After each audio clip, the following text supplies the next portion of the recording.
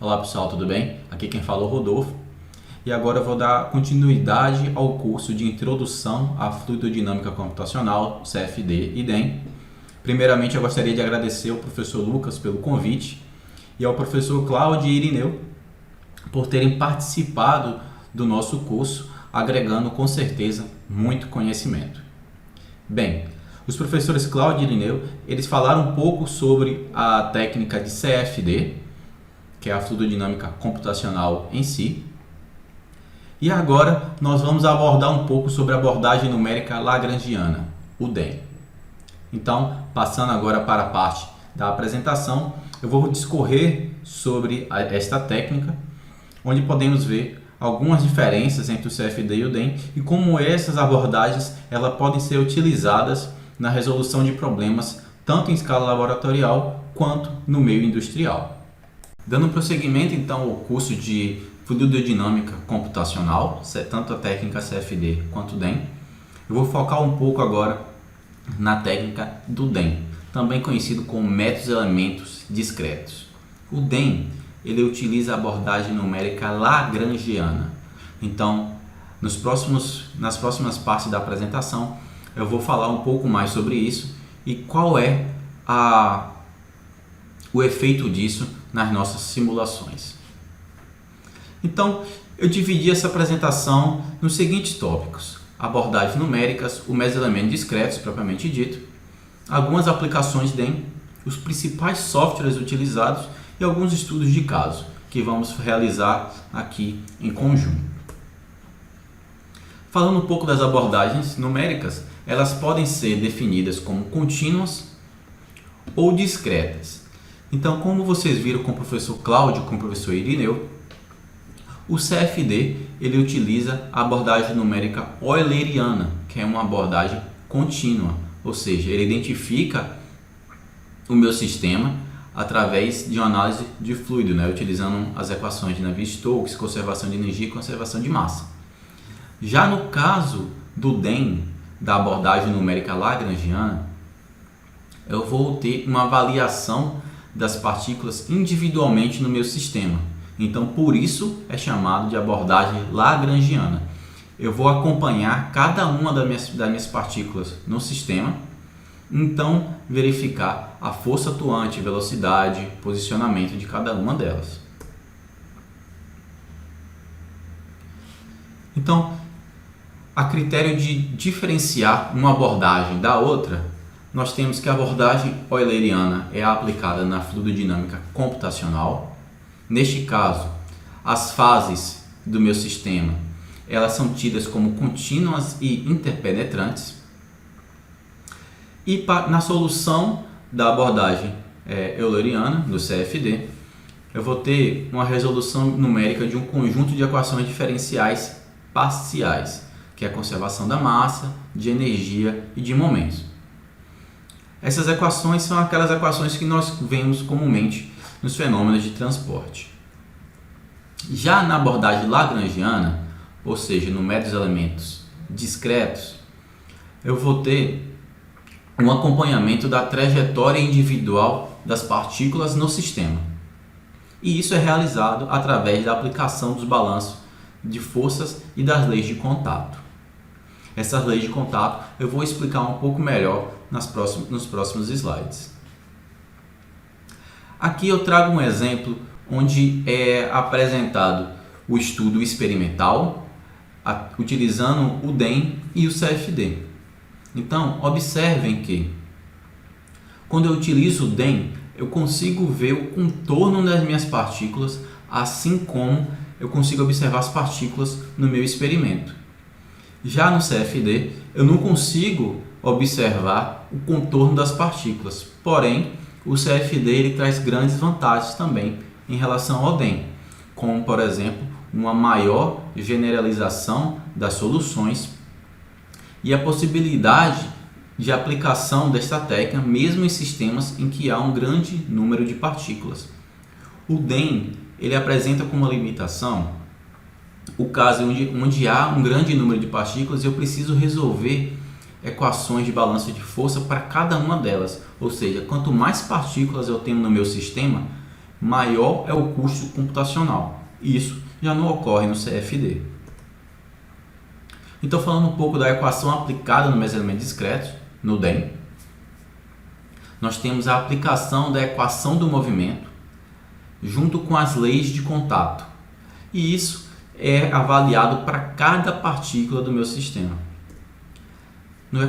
Esse equacionamento ele apresenta de maneira genérica como as forças são computadas, como é realizado o balanço de força em cada uma das partículas, onde é observado as forças tanto normal quanto tangencial, bem como as forças de campo, nesse caso a força de campo gravitacional, que é a mais comum entre elas. Outras forças de campo elas podem ser implementadas no meu modelo, como por exemplo a força de campo eletrostática e as forças viscosas. As forças eletrostáticas elas surgem quando eu utilizo partículas muito pequenas, já as forças viscosas quando eu utilizo partículas com um elevado grau de umidade ou de açúcares. Falando um pouco sobre os modelos de contato, as leis de contato, o primeiro que surge é o modelo linear, também conhecido como modelo de Counter-Strike. Esse modelo ele foi o primeiro modelo implementado no DEM e ele é bastante utilizado quando eu tenho um sistema diluído, ou seja, um sistema com poucas partículas, e é apenas aplicado para partículas esféricas. O segundo modelo é o modelo não linear, também conhecido como modelo de Hertz-Midlin. Esse modelo ele utiliza o conceito de mola amortecedor, podendo ser aplicado não apenas para partículas esféricas, para partículas não esféricas também. Neste modelo, eu avalio alguns parâmetros que são necessários para sua correta aplicação, como por exemplo o coeficiente de rigidez, o coeficiente de amortecimento, o coeficiente de atrito, podendo ser atrito estático ou de rolamento, o coeficiente de restituição, que está relacionado à conservação de energia entre choque de partículas ou entre partículas e superfícies, e o modo de cisalhamento e o modo de Poisson, que são propriedades do material da minha partícula e são facilmente encontrados em tabelas e ábacos na literatura. Bem, falando um pouco dos modelos ainda incorporados no modelo de Counter-Strike, esse modelo ele leva em consideração a deformação que ocorre quando as partículas se chocam entre si, ou seja, há uma pequena sobreposição dessas partículas e daí nós podemos observar que essa deformação ela vai ser proporcional à força de repulsão ou à força de contato entre as partículas ou entre partículas e superfícies. E ela pode ser contabilizada a partir do seguinte equacionamento. Vejam que o modelo de Hertz-Midlin ele é um modelo não linear. Por quê? Porque a deformação ela está elevada a uma potência diferente da unidade, diferente de 1. Por isso, a não linearidade no meu sistema, no meu equacionamento. Falando um pouco do algoritmo utilizado para a resolução do método dos elementos discretos, nós devemos primeiro definir os contatos existentes no meu sistema. Após isso, definidos os contatos de todas as partículas que há, eu vou verificar através da deformação a magnitude das forças ali envolvidas. Após definir as forças, eu calculo a aceleração do meu sistema, defino então a velocidade da minha partícula e então seu novo posicionamento.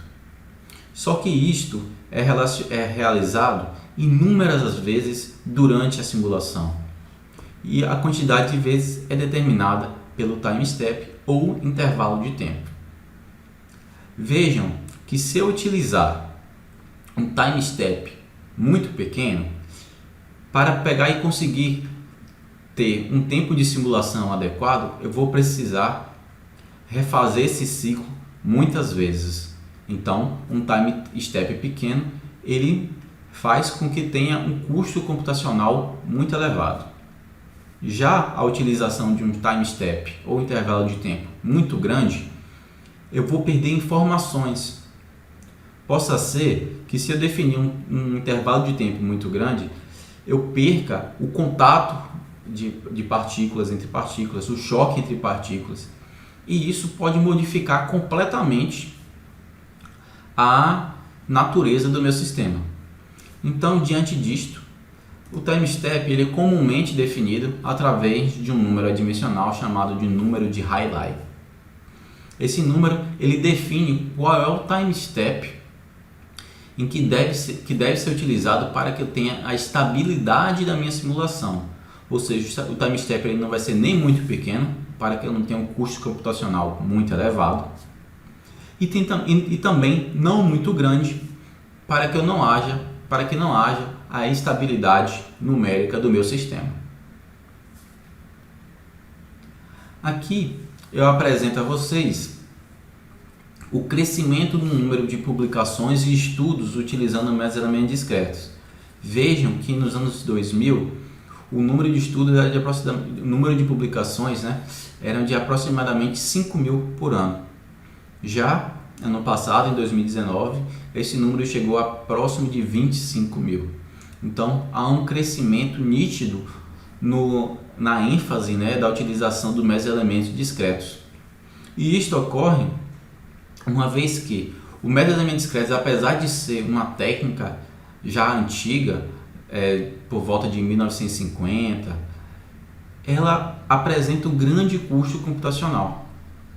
Então, naquela época, era inviável a utilização do método de elementos discretos, do DEM, para a resolução de problemas. Porém, nos últimos 10, 15 anos, a capacidade de realização de cálculos dos computadores ela vem crescendo vertiginosamente. Então, isto facilita a utilização do mesoelementos discretos, justificando assim esse grande número aí de estudos que vem sendo realizados. Aqui eu apresento para vocês um exemplo em que foi utilizado um time step muito grande, superior a 20% do número de Rayleigh, e um time step inferior a 20% do número de Rayleigh, onde vocês podem ver que, utilizando um time step superior a 20%, há uma instabilidade numérica. As partículas elas explodem no meu sistema, não sendo assim fidedigno com o experimento realizado. Já na utilização de um time step menor, nós podemos ver as partículas se assentarem no interior do equipamento. Já este comportamento já é mais próximo da realidade. Então vejo que apenas a modificação do time step ele promove uma modificação do comportamento do meu sistema. Então esta com certeza é uma variável que deve ser avaliada cuidadosamente na hora da realização da simulação. Falando um pouco agora sobre as partículas, como podemos utilizá-las.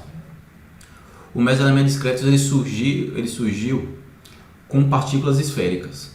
Porém, nós sabemos que na natureza as partículas não são perfeitamente esféricas, Diante disto, técnicas vêm sendo utilizadas para tentar suprir essa problemática. Dentre elas está a utilização dos clamps. Os clamps nada mais são do que você utilizar inúmeras partículas esféricas, colando-as umas nas outras, até que haja a formação da sua partícula, até que o formato da partícula original seja conseguido. Porém, vejam que quanto mais partículas eu uso, mais próximo eu tenho do meu formato. Porém, o maior custo computacional também é avaliado. Então, diante disto, nós temos que avaliar qual é o número ideal de partículas formadoras do clamp para que eu realize minha simulação. Não adianta eu utilizar um grande número de partículas e fazer com que minha simulação seja inviável. Como também eu não posso simplesmente ignorar o formato da partícula do meu sistema e representá-la como esféricas, porque eu vou ter aí um sistema completamente incoerente, né? Além da utilização dos clamps, uma outra técnica mais recente utilizada é a utilização de superquádricas. As superquádricas é a utilização de apenas uma partícula para representar o formato da partícula original, porém, essa representação ela é feita a partir de um equacionamento. Então, uma equação de superquádrica. Assim como a esfera ela tem seu equacionamento, assim como vimos em matemática básica e tudo mais, outros formatos também podem ser conseguidos através de manipulações algébricas. E esses formatos, isso permite com que haja uma redução do custo computacional, uma vez que eu não tenho um grande número de partículas para formar uma determinada forma de partícula. Bem, falando um pouco das aplicações do DEM e por que utilizar o DEM, né? Em alguns experimentos ou então em algumas aplicações industriais, não tem-se a possibilidade de verificar como as partículas estão se movimentando no interior do equipamento. E esse conhecimento ele é crucial na tentativa de otimizar a utilização deste equipamento, de evitar uma série de danos que a movimentação dessas partículas podem vir a promover no interior do mesmo. Então o DEM ele melhora o meu conhecimento, né, em relação à dinâmica das partículas, como elas estão se movimentando no interior, além de reduzir o número de experimentos, que vejam, eu posso criar numericamente, eu posso criar virtualmente diversos equipamentos e verificar qual é o comportamento deles e avaliar apenas avaliar em escala de bancada ou até mesmo em escala piloto, apenas aqueles equipamentos que apresentaram resultados satisfatórios. Além disso, para equipamentos já concebidos, eu posso utilizar do conhecimento obtido através do DEM para otimizar o equipamento ou até mesmo realizar melhorias no mesmo, né? Eu posso propor modificações no equipamento para realizar a otimização do meu processo. Algumas aplicações aqui que eu trouxe para vocês, dentre elas está a do EDEM, em que é um misturador de partículas úmidas com partículas secas. As partículas úmidas estão em azul e as partículas secas em branco, onde você pode ver que o DEM ele consegue também, utilizando alguns pacotes computacionais extra, avaliar a transferência de massa entre partículas do meu sistema. Apenas em ver esta simulação, nós podemos avaliar, por exemplo, o formato ótimo do meu misturador, se a utilização de defletores podem vir a influenciar no meu processo, como pode ser inseridos. Aqui já é um novo estudo, utilizando um outro software, o RockDEM neste caso, na utilização do transporte de carvão mineral em correias. Então, utilizando esse estudo foi utilizado para verificar qual a capacidade de transporte da minha correia e qual é a velocidade com que a correia deve ser operada para que haja uma maximização desse transporte. Então veja que nesse caso, partículas de diferentes formatos, não apenas esféricas, foram utilizadas justamente para se aproximar do problema real. Neste caso, aqui foi um estudo realizado lá na Universidade Federal de Uberlândia, onde foi observado uma proximidade do comportamento de partículas variando a velocidade de rotação do equipamento, o tamanho do mesmo, e foi simulado também as mesmas condições. E com isso foi possível identificar algumas peculiaridades do equipamento e otimizar, por exemplo, o processo de mistura. Então, quando eu falo no processo de mistura, Um tambor rotatório, ele é um equipamento bastante utilizado na indústria de fármacos. Então, na indústria de fármacos nós queremos uma homogeneidade do meu processo, né? Eu quero que os diferentes tablets, comprimidos, eles saiam para o consumidor final com a mesma composição. Então não pode haver a segregação. O que é a segregação? Eu tenho ali uma região concentrada de um determinado fármaco e uma região pobre deste fármaco em volta. Então eu vou ter comprimidos e tablets com especificações diferentes. Então o DEM é uma aplicação bastante efetiva dele. Ele vem nesse sentido de tentar minimizar a diferenciação de concentração ao longo do equipamento, por exemplo. Então eu quero homogeneizar o meu produto. Uma outra aplicação do DEM é no caso dos secadores rotatórios. Os secadores rotatórios, como visto na primeira imagem, eles operam utilizando suspensores, que são essas abas no interior do equipamento, que servem para suspender as partículas. E no centro deste equipamento há um ar de secagem passando axialmente. Neste caso, para que eu tenha um melhor processo de secagem, eu preciso maximizar a área de partículas na região ativa, que é essa área interior ao círculo vermelho. E nesse estudo, essa maximização de partículas no interior da região ativa foi realizada alterando apenas alguns ângulos dessas abas, desses suspensores no interior do equipamento. Então vejam, antes e depois do estudo, como pôde ser maximizado o número de partículas no interior do tambor. Então isso promove uma redução de custo energético absurda na indústria, aumentando assim a produtividade e a lucratividade do processo. Então, falando rapidinho agora sobre alguns softwares, né, utilizados, os mais comuns. O primeiro deles é o EDEM. Ele é um software comercial. Então, quando eu falo um software comercial, ele tem a versão estudante, porém ele tem um custo para ser utilizado. Já o Rockdem é um outro software.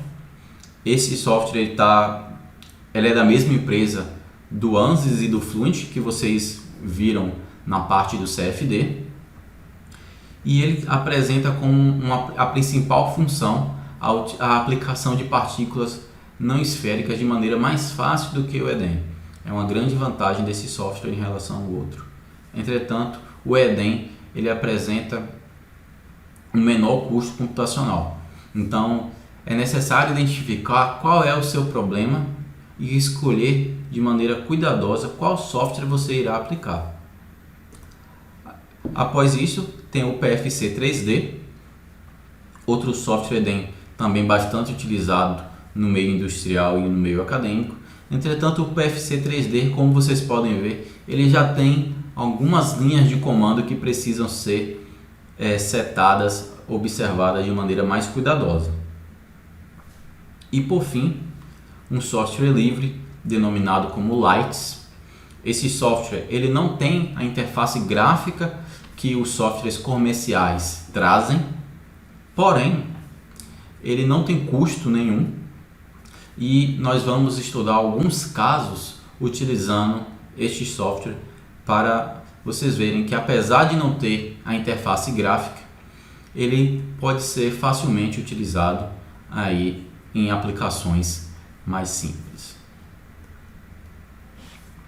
Nos softwares DEM, independente de comercial ou livre, como o EDEM e como Lights, eles são divididos em algumas regiões, né? Tem algumas áreas ali que nós precisamos observar. A primeira delas é a aba de criação, que é responsável pela concepção dos materiais a serem estudados. Ou seja, eu vou definir qual o tamanho da minha partícula, a densidade, a razão de Poisson, o modo de cisalhamento. Além disso, eu defino também o material do meu equipamento. O meu equipamento é de aço, ele é de vidro. Quais são esses modos, quais são essas propriedades, né? O modo de cisalhamento, a razão de Poisson. Como eu posso verificar a movimentação desse equipamento? Ele é fixo, ele tem velocidade de rotação? Então, tudo isso é definido na área de criação. Após isso, eu tenho a área de simulação, né? Onde eu vou determinar qual a técnica numérica que eu vou utilizar. Normalmente é o método de Euler para integração ou Velocity Velet, mas isso já é um tópico um pouco mais profundo que nós não entraremos agora nesse curso. E definimos também qual o tamanho do time step a ser utilizado. Então, como nós podemos ver, o time step que deve ser utilizado para a nossa simulação são valores inferiores a 20% do número de highlight. Então, calculamos o número de highlight, definimos o limite de 20% e então obtemos o valor dele para a nossa simulação. Também podemos determinar qual o tempo total de simulação. Eu vou simular durante 30 segundos, vou simular 20 segundos. E lembre-se que quando eu simulo, por exemplo, 20 segundos, isso não quer dizer que seja 20 segundos do computador simulando. Às vezes o computador pode levar 2 horas para simular 20 segundos ou até mesmo 2 semanas para simular os mesmos 20 segundos. Isso depende muito da complexidade do seu problema e qual é o grau de informação requerido.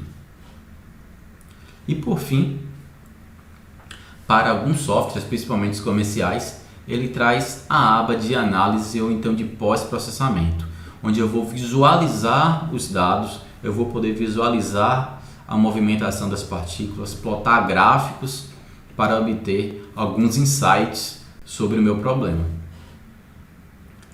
Apesar de não ter essa interface gráfica, essa parte de pós-processamento, o Lights, por exemplo, que é um dos softwares livres mais utilizados, quando você faz a simulação, você gera inúmeros arquivos, né, de resultados, e esses arquivos, cada um deles é gerado em cada time step.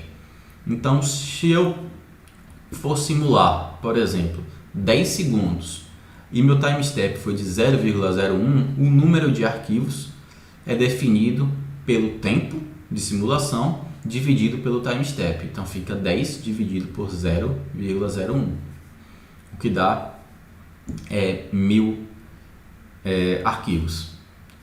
E cada arquivo desse eu vou ter a informação de todas as partículas no meu sistema. Então, se eu tiver 1 milhão de partículas, eu vou ter 1000 arquivos e em cada arquivo eu terei 1 milhão de linhas. Então vejam que não é humanamente possível abrir cada arquivo desse e observar os valores dentro deles. É até um pouco confuso você tentar abrir estes arquivos de maneira bruta utilizando o WordPad ou qualquer documento de texto. Então, diante disso, surgem alguns softwares que permitem a visualização e a avaliação quantitativa dos meus resultados.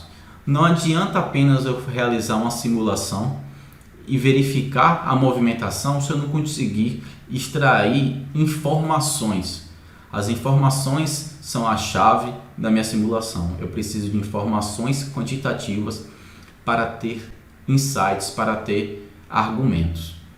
Então, dentre eles, tem o Paraview, por exemplo, que é um software para visualização da movimentação de partículas, e tem as linguagens de programação Python, Scilab, MATLAB e R, que permitem computar, através de uma programação simples, os dados obtidos em cada uma daqueles documentos de texto. Então, eu consigo também obter informações quantitativas. Então, no próximo encontro nosso, nós vamos avaliar alguns estudos de caso. O primeiro deles, o escoamento de partículas numa calha. Então, vamos simular e observar esses resultados no Paraview. Após isso, a utilização de um modelo com forças viscosas. Então, quando utilizar e qual parâmetro de força onde encontra esse parâmetro de força viscosa e sua influência sobre a simulação. Também faremos uma análise da movimentação de geometria e como há a interação de partículas com essa geometria, como eu posso fazer com que haja essa interação. Avaliaremos também um problema de transferência de calor entre partículas e tudo isso utilizando o paravio. E por fim, vamos tentar fazer um problema em que tem um grau um pouco maior de complexidade, em que há a utilização de mais de uma geometria e essa geometria ela vai apresentar também uma dada mobilidade. Então, por hoje é só e no próximo encontro nós vamos avaliar todos esses casos.